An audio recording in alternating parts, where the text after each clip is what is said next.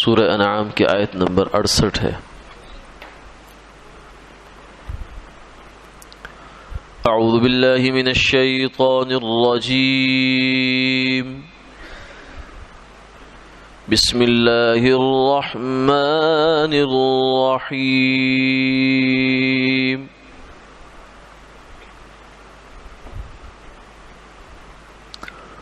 وَإِذَا رَأَيْتَ الَّذِينَ يَخُوضُونَ فِي آيَاتِنَا فَأَعْرِضْ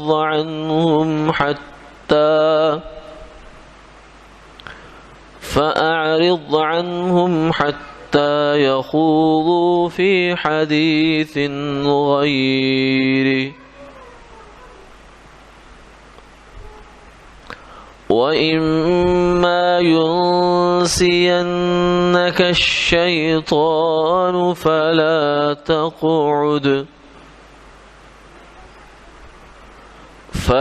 تَقْعُدْ بَعْدَ الذِّكْرَى مَعَ الْقَوْمِ الظَّالِمِينَ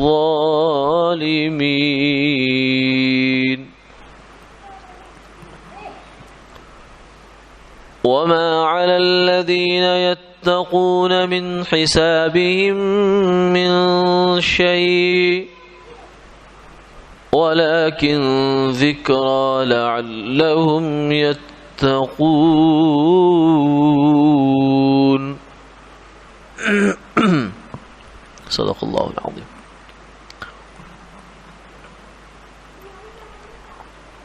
اور جب آپ دیکھیں ان لوگوں کو جو جھگڑتے ہیں ہماری آیتوں میں تو ان سے کنارہ کرو یہاں تک کہ وہ کسی اور بات میں مشغول ہو جائیں۔ اگر آپ کو شیطان بھلا ڈالے تو یاد آ جانے کے بعد ظالموں کے ساتھ مت بیٹھے، اور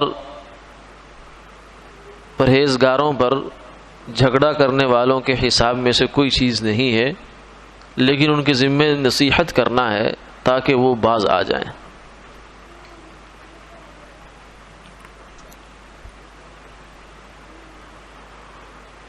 اس آیت مبارکہ میں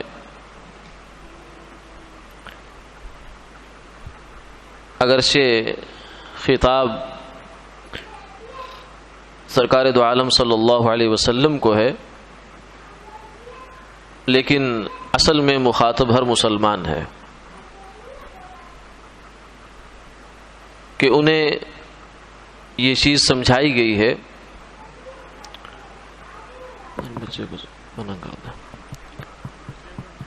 اور یہ اصول بتایا گیا ہے کہ ہر ایسی مجلس اور ایسا موقع جہاں دین کے خلاف، اللہ اور اللہ کے رسول کے خلاف بات ہو رہی ہو، وہاں مسلمان نہ جائے، مسلمان اس مجلس کا حصہ نہ بنے۔ دو وجہ سے، ایک تو اس وجہ سے کہ وہ یہ بات اس کی غیرت دینی کے خلاف ہے۔ مسلمان کو اپنے دین کے بارے میں غیرت مند ہونا چاہیے، یہ کوئی بری بات نہیں ہے بلکہ مطلوب ہے۔ الحب فی اللہ والبغض فی اللہ، اللہ کے لیے اللہ کی پسندیدہ چیزوں سے محبت کرنا یہ ایمان کا حصہ ہے، اور اللہ کی ناپسندیدہ چیزوں سے نفرت کرنا یہ بھی ایمان کا حصہ ہے۔ تو ایک تو ایسی مجالس کی شرکت مسلمان کی غیرت دینی کے خلاف ہے، اور دوسرے جب آدمی کسی مجلس میں شریک ہوتا ہے تو بظاہر اس کا حصہ ہوتا ہے، اس لیے ہم سنتے رہتے ہیں کہ جناب فلاں جگہ پر ایسا ہوا کہ چند لوگ غلط قسم کے لوگ جمع تھے، تو حکومت نے یا پولیس نے ریڈ کی اور ان کو پکڑ لیا، تو ان کے ساتھ ایک ایسا آدمی بھی چلا گیا جو اس مجلس کا حصہ نہیں تھا لیکن وہ موقع پر موجود تھا۔ تو موقع پر کسی غلط مجلس میں موجود ہونا یہ بھی بڑا نقصان کا باعث ہے۔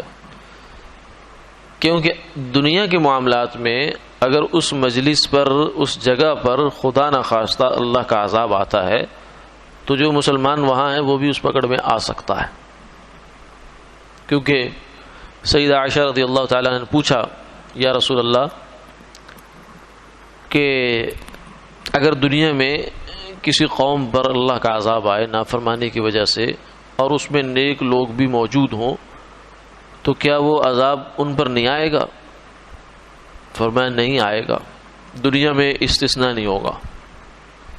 دنیا کا نظام اللہ نے ایسا رکھا ہے، دنیا ڈیزائن ایسے طریقے سے ہوئی ہے کہ اس میں جو بھی معاملہ ہے سب کے ساتھ ایک جیسا ہی ہوتا ہے. ہاں فرمایا کہ آخرت کے میں جا کر وہ لوگ اپنی اپنی نیتوں کے حساب سے الگ ہو جائیں گے. جو نیک آدمی ہے وہ نیکوں کے ساتھ اس کا حشر ہو جائے گا، اور جو برا ہے وامتاز الیوم ایھا المجرمون وہ جدا کر دیا جائے گا.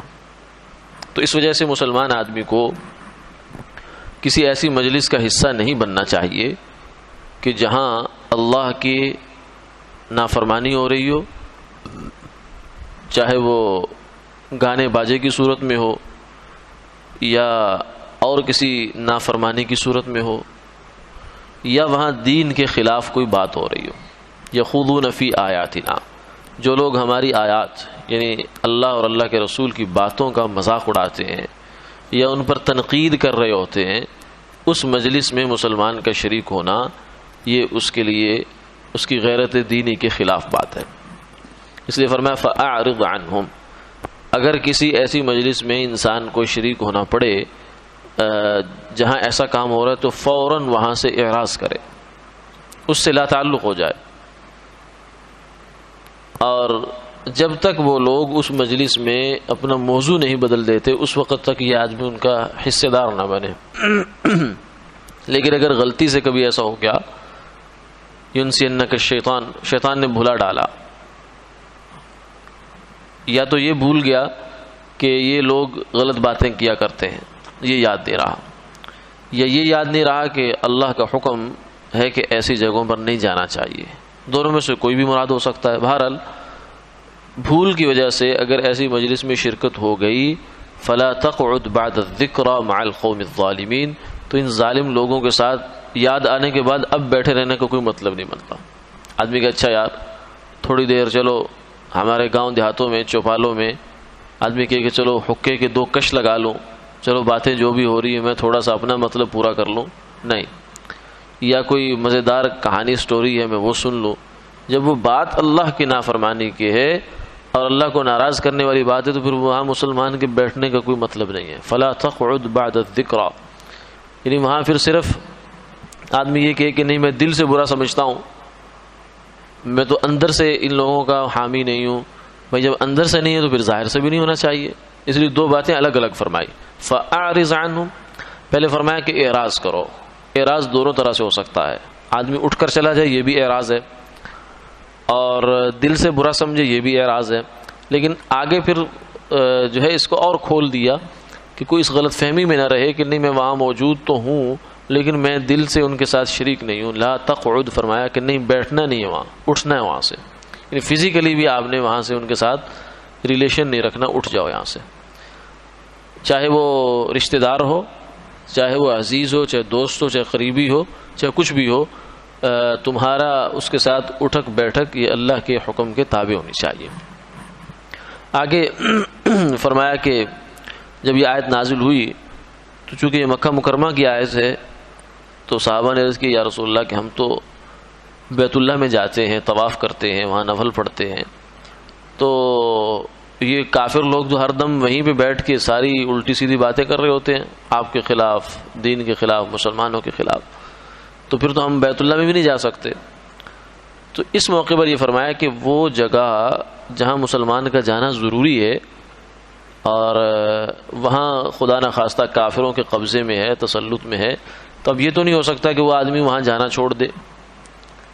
لیکن اس صورت میں پھر ایک اصول کی بات یہ ہوتی ہے کہ جو کام ناگزیر ہوتا ہے اور اس کام کے ساتھ کچھ غلط چیزیں شامل ہو جاتی ہیں، نقصان دہ چیزیں شامل ہو جاتی ہیں، تو اس کام کو نہیں چھوڑا جاتا، بلکہ وہ جو غلط چیزیں ساتھ شامل ہوگی ان کو کم کرنے کی، ان کو منیمائز کرنے کی کوشش کی جاتی ہے، تقلیل کرنے کی کوشش کی جاتی ہے، اصل کام سے دستبردار نہیں ہوا جاتا۔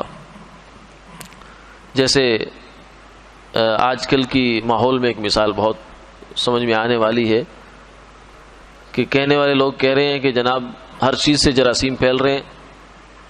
اب کہنے کو یہ بھی کہہ رہے ہیں کہ جو آپ کرنسی کا نوٹ استعمال کرتے ہیں اس سے بھی جراثیمہ پھیلتا ہے، ایک ہاتھ سے دوسرے ہاتھ میں جا رہا ہے تو اس سے بھی پھیل رہا ہے۔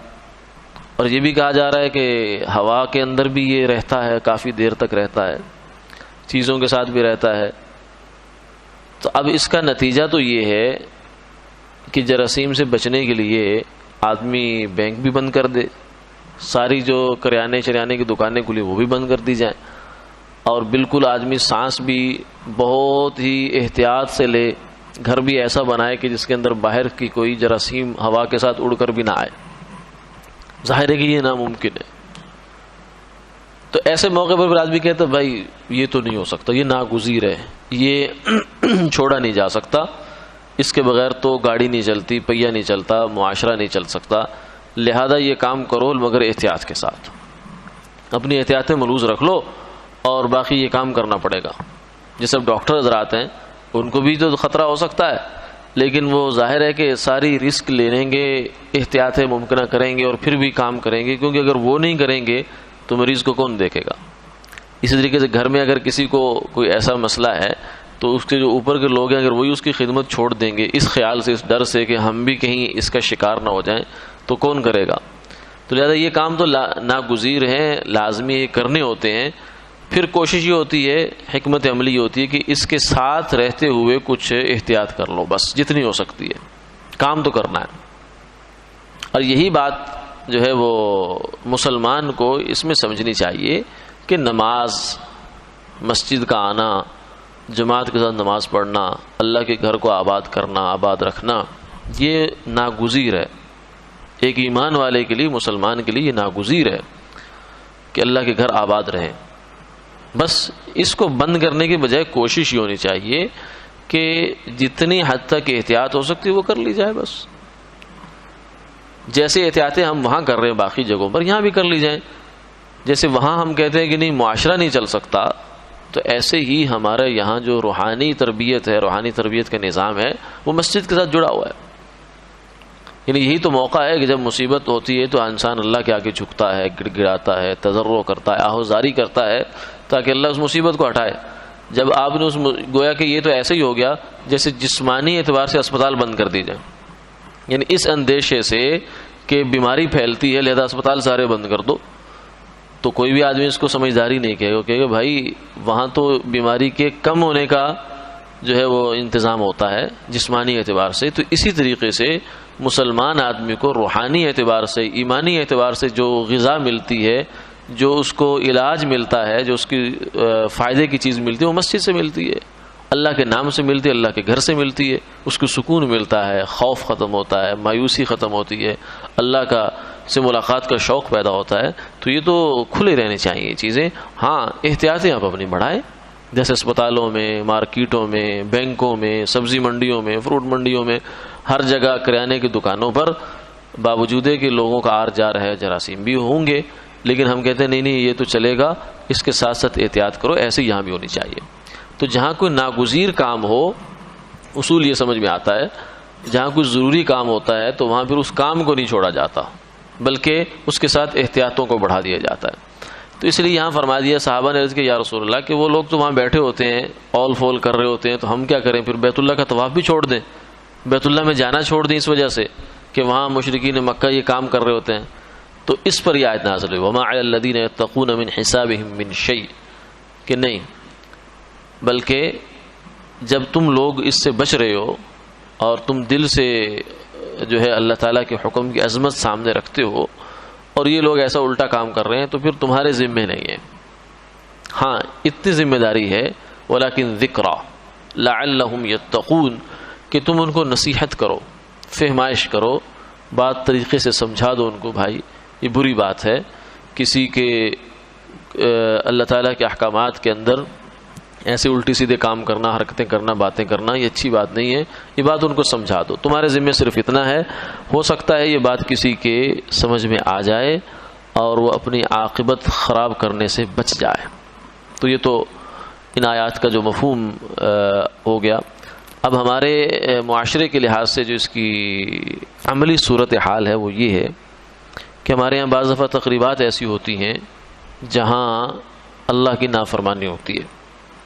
مثلا مکس گیدرنگ ہوتی ہے، میوزک ہوتا ہے، یا اور اس طرح کی کوئی حرکت ہوتی ہے، شادی کی تقریب ہے، ولیمہ ہے، نکاح ہے، یا کوئی اور تقریب ہے، تو وہاں پھر آدمی کو جاتے ہوئے احتیاط کرنی چاہیے.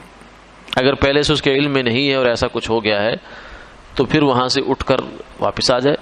بالخصوص وہ آدمی جس کی دینی اعتبار سے کوئی پہچان ہے، جس کے عمل کو لوگ حجت بنا سکتے ہیں. وہ لوگ کہہ سکتے ہیں جی میں نے فلاں کو دیکھا تھا، فلاں شادی میں گیا تھا اور وہاں میوزک بھی بج رہا تھا، یہ بھی ہو رہا تھا، وہ بھی ہو رہا تھا، تو اس کا عمل لوگوں کے لیے دلیل بن جائے گا. ایسے آدمی کو تو بالکل وہاں شرکت نہیں کرنی چاہیے.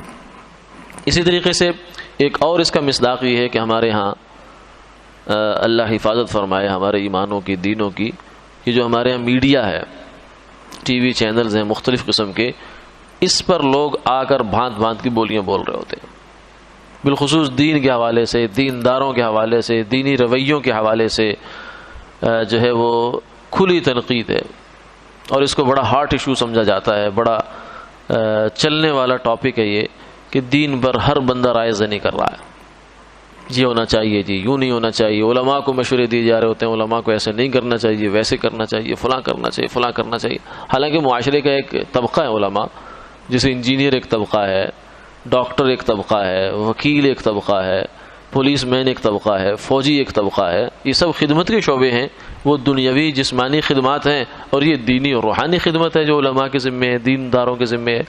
تو ایسے ہی تنقید کا رخ دوسرے شعبوں کی طرف نہیں ہوگا، بس اسی ایک کی اوپر ہی سارا زور ہوتا ہے. تو ان چیزوں کے دوران بعض دفعہ اندازہ نہیں ہوتا آدمی کو، نہ کہنے والے کو پتہ ہوتا ہے نہ سننے والے کو پتہ ہوتا ہے. آدمی ایسی الٹی سیدھی بات کہہ جاتا ہے، حتیٰ کہ بعض دفعہ ایمان سے ہاتھ دھو بیٹھتا ہے. تو ایسے موقع پر جو آدمی وہاں اس مجلس کا حصہ ہے وہ تو گناہ گار ہو گئی ہوگا، لیکن جو آدمی ٹی وی چینل لگا کر بیٹھا ہوا ہے اور اس سے سنے جا رہا ہے، اس کو دیکھے جا رہا ہے، مزے لے رہا ہے، وہ آدمی بھی اس کا حصہ بن جاتا ہے. اس لیے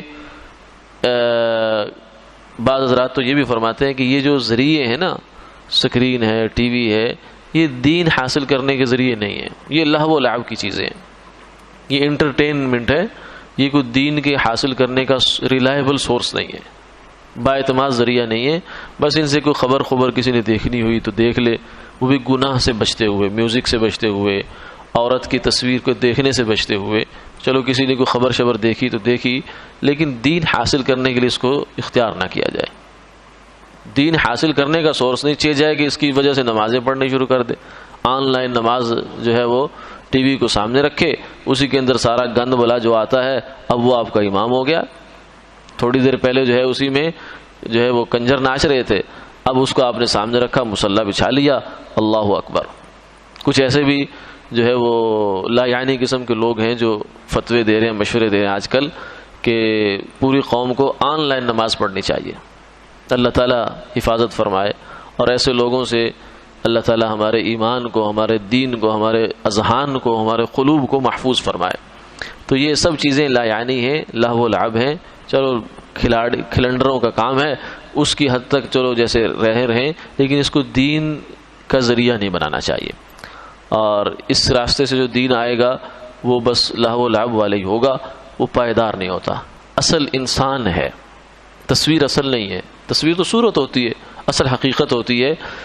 اس لیے ایک بزرگ فرمانے لگے کہ اگر آج کے زمانے میں شیخ الحدیث صاحب سے بخاری پڑھنا اور امام بخاری کی فرض کیا کسی کے پاس ویڈیو ہو، اس میں وہ بخاری پڑھا رہے ہوں، تو آج کے زمانے کا 1400 سال بعد کا شیخ الحدیث کے پاس پڑھنا ہزاروں گنا زیادہ بہتر ہے اس ویڈیو سے. اس کے اندر وہ اثر نہیں ہے، وہ بات نہیں ہے. کیوں؟ اس لیے کہ یہ صرف الفاظ نہیں ہوتے، یہ اس کے ساتھ ساتھ جذبات بھی ہوتے ہیں. جب انسان مسجد میں آتا ہے، دین کی بات سنتا ہے، جمعے والے دن آتا ہے، تو باتیں تو وہی ہوتی ہیں جو آپ کتاب میں بھی پڑھ سکتے ہیں، جو آپ ٹی وی پر بھی سن سکتے ہیں، لیکن ان باتوں کا وہ اثر نہیں ہوگا جو مسجد میں دین کی بات سننے کا اثر ہوتا ہے، کیونکہ یہاں فرشتوں کا ماحول ہے، جگہ کا فرق پڑتا ہے، وقت کا فرق پڑتا ہے، پھر مسلمان نیک لوگ نیک نیتیں لے کر، نیک اچھے ارادے لے کر بیٹھتے ہیں، اس مجلس کا ایک اثر ہوتا ہے۔ یہ سب چیزیں مل ملا کر ایک بات بنتی ہے، صرف لفظوں سے بات نہیں بنتی۔ اسی لیے ایک جو ہے بیٹا کا لفظ ہے، مثلا وہ لفظ اگر ماں کہے اپنے بیٹے کو تو لفظ تو وہ 4 حرف ہی ہیں، بے ہے، ٹے یہ ہے، ٹے ہے، الف ہے، لیکن اس کی مٹھاس کچھ اور ہوگی۔ اور اگر ستیلی ماں کہے بیٹا تو اس کی بات کچھ اور ہوگی، حالانکہ لفظ تو سیم ہے ایک جگہ، وہاں جذبات کچھ اور ہیں، یہاں جذبات کچھ اور ہیں۔ تو اسی طریقے سے دین حاصل کرنے کے لیے براہ راست علماء سے انسان کا رابطہ ہونا چاہیے۔ اللہ تعالی عمل کی توفیق عطا فرمائے۔